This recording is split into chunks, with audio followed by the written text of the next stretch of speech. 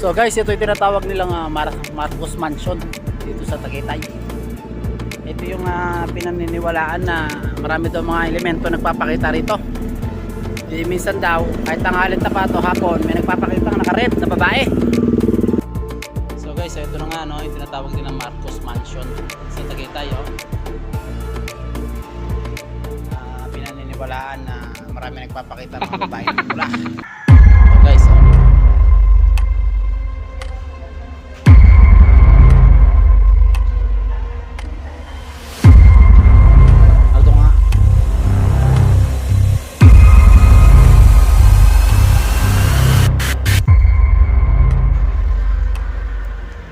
dito daw ang may nagpapakitang red na babae sa Marcos Mansion.